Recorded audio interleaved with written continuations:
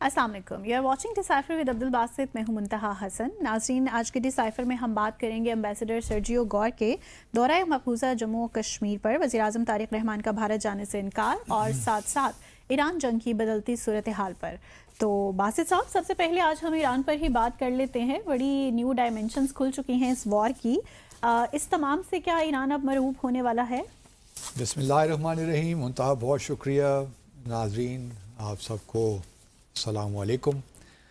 آپ کا سوال اہم ہے کیونکہ 18 اگست کو شاید 2-3 دن پہلے جو اسلام آباد MOU تھا وہ ایکسپائر ہو گیا۔ ہاں جی، کیونکہ 17 جون کو جب اس پہ دستخط ہوئے تھے تو اس وقت یہی کہا گیا تھا کہ 60 دنوں کے اندر اندر مذاکرات ہوں گے 60 دنوں میں، اور 60 دنوں کے اندر اندر یہ مذاکرات ختم ہو کے ایک حتمی معاہدے کی صورت میں آئے گا مذاکرات۔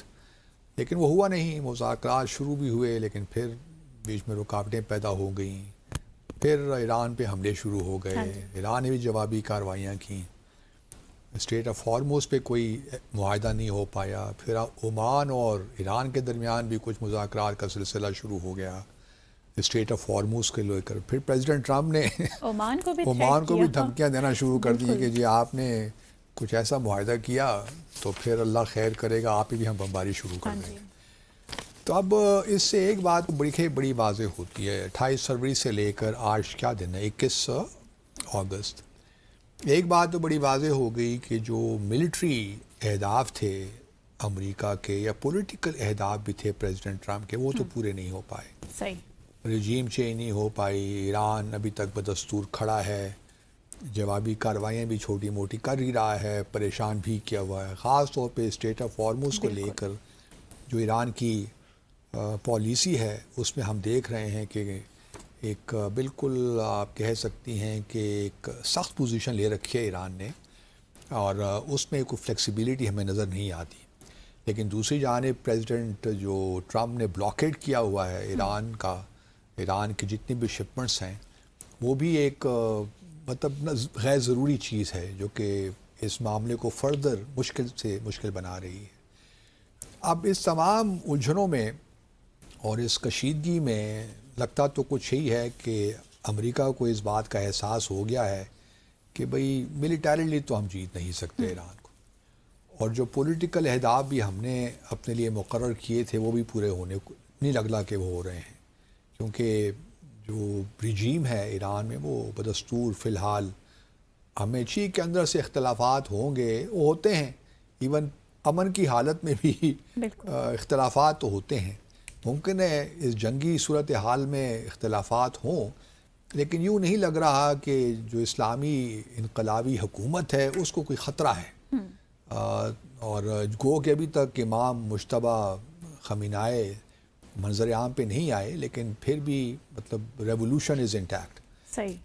تو اب امریکہ کو یہ بالکل بات واضح ہو گئی، اب ان کا خیال یہی ہے کہ اکنامک سینکشن سے شاید کوئی بات بدل جائے، کیونکہ ایران کی جو اسٹریٹجی تھی یا ان کا یہی تھا کہ اگر امریکہ ہم پہ حملہ کرتا ہے تو ہم خلیجی ممالک پہ حملہ کریں گے، اسٹریٹ آف ہارموز کو بند کریں گے، ایک گلوبل پریشر بنے گا، ٹھیک ہے، اور اس سے جب خلیجی ممالک کے حالات بگڑیں گے، خلیجی ممالک امریکہ پر پریشر بلڈ کریں گے اور امریکہ کو مطلب کسی حد تک راضی کریں گے کہ اس وار کو ایسکلیٹ نہ کریں۔ لیکن ہم سب یہ بھی جانتے ہیں کہ اسرائیلی پیچھے سازشیں تو کر ہی رہا ہے نا، خاص طور پہ وزیر اعظم نتنیاہو جو ہیں وہ تو ان معاملات میں سب سے آگے ہیں، ٹو انکریج امبولڈن پریزیڈنٹ ٹرمپ کے آپ یہ جی ایران کو ذرا تھوڑا سا کنٹرول میں رکھیں، اور چونکہ 27 اکتوبر کو انتخابات ہونے جا رہے ہیں اسرائیل میں، تو نتنیاہو کے انٹرسٹ میں تو یہی ہے کہ کشیدگی ابھی رہے اور کوئی ایسا ایگریمنٹ نہ ہو جس سے یہ معلوم ہو کہ اسرائیل کو بہت بڑا نقصان ہوا ہے۔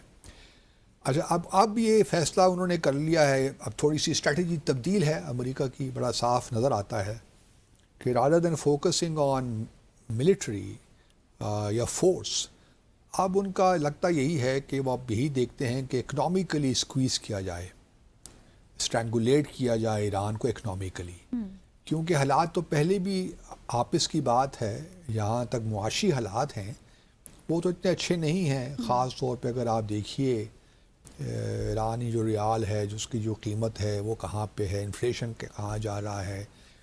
اسی طرح لوگوں کے حالات، بلکہ میں کل ایک اور رپورٹ دیکھ رہا تھا TRT شاید چینل پہ، خاص طور فارماسیوٹیکلز کے حالات، دوائیاں نہیں مل رہی، بہت ایشوز ہیں. تو یہ ایشوز تو اپنی جگہ موجود ہیں. اب امریکہ کا خیال یہ ہے کہ ہم، کیونکہ پریزیڈنٹ ٹرمپ نے جو ٹویٹ کیا ہے وہ تو بڑا ہارش ہے، اس میں یہی ہے کہ کرشنگ اکنامک سینکشنز، کہ اب سمجھ آ جائے گی ایران کو اور ایران کے لوگوں کو. اور ساتھ دیکھیے نا، اگر یہ یونیلیٹرل ہوتی نا سینکشنز پھر تو بات سمجھ میں آتی تھی. لیکن اب پریزیڈنٹ ٹرمپ نے یہ دھمکی بھی دی ہے کہ یہ ان ممالک کے خلاف سینکشنز بھی ہوں گی جو ایران کے ساتھ انڈائریکٹلی یا ڈائریکٹلی بھی کچھ اکنامک ان کی انگیجمنٹ ہوگی. لیکن ایران کے لیے یہ بھی تو کوئی یوزول بات ہی ہوگی نا، یہ بھی نہیں، کوئی یوزول ایسی بات نہیں، ہوگی یوزول جو- بات نہیں ہوگی. یہ مطلب ایکسپینڈ ہو سکتا نا. میں مثال کے طور پر چین کے، چلو چین کا میں کسی حد تک کہتا ہوں کہ امریکہ شاید چین کو پھر بھی ذرا صرف نظر کر دے.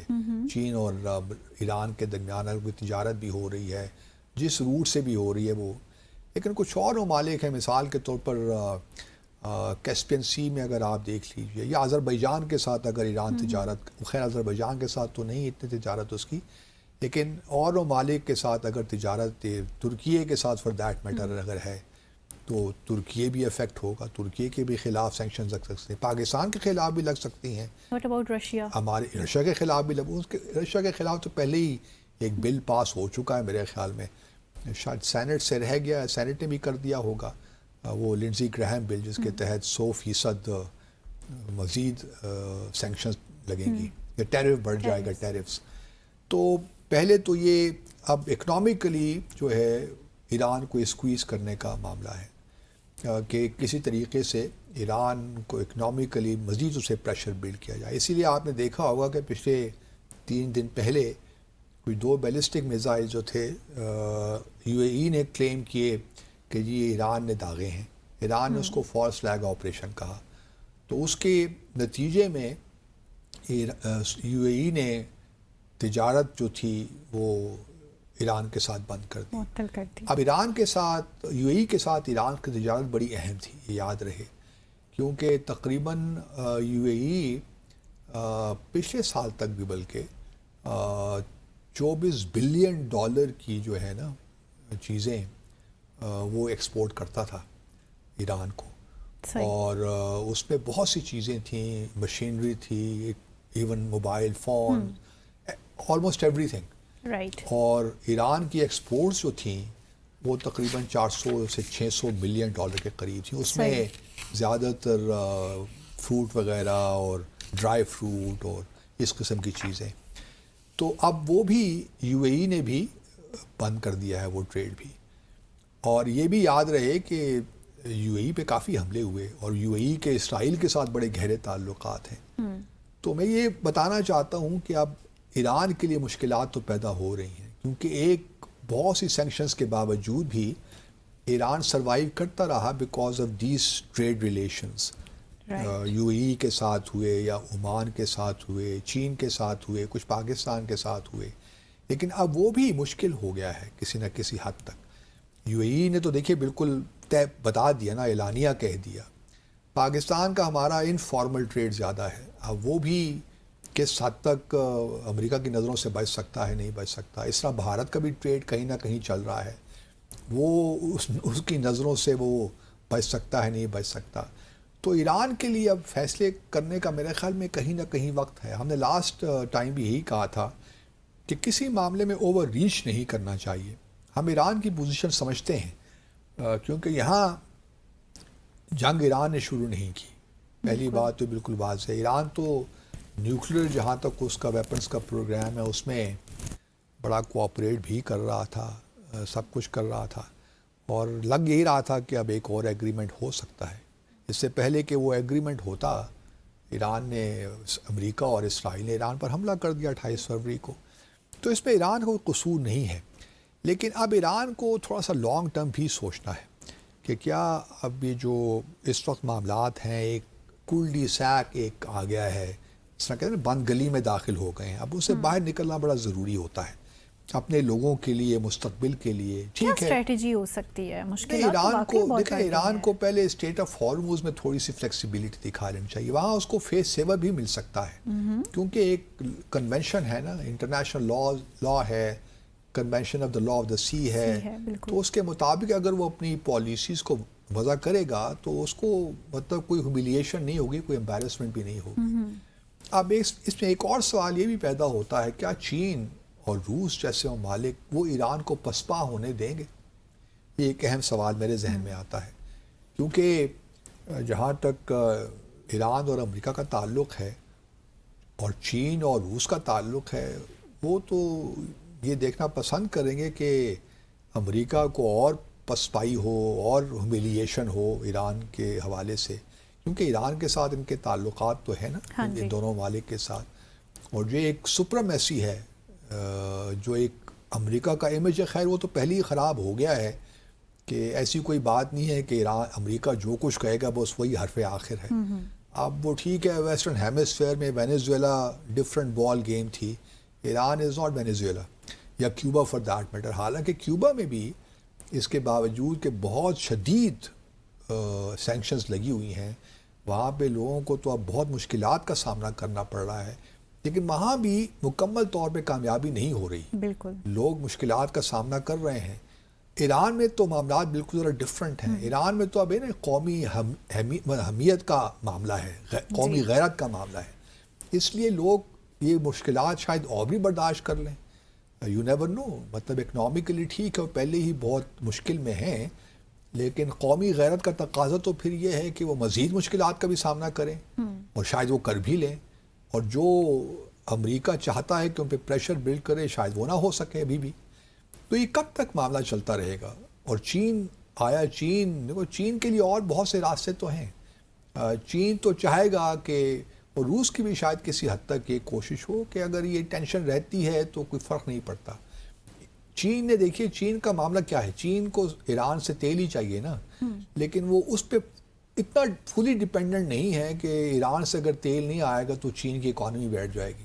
صحیح. چین کے معاملات ذرا ڈیفرنٹ ہیں، وہ روس سے بھی تیل لے رہا ہے اور بھی بہت سی جگہوں سے تیل لے رہا ہے، اور اس کے اسٹاکس بھی، ریزروز بھی بڑے زبردست ہیں.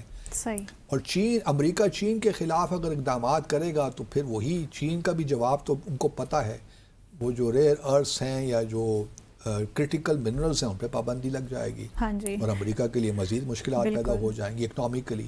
ابھی بھی امریکہ کے لیے مشکلات تو ہیں، اگر پرائسز سور کر رہی ہیں، مڈ ٹرمز الیکشن آ رہے ہیں گیسولین کے، تو امریکہ کے لیے مشکلات تو ہیں. تو میرا خیال ہے کہ یہ معاملہ چلے گا، لیکن اس سے بھی ایران، مجھے لگتا ہے کہ شاید وہ اس سے کوئی زیادہ متاثر نہ ہو یا مروب نہ ہو. صحیح. یہاں وقت ہوا ہے مختصر وقفے کا، ہمارے ساتھ رہیے گا.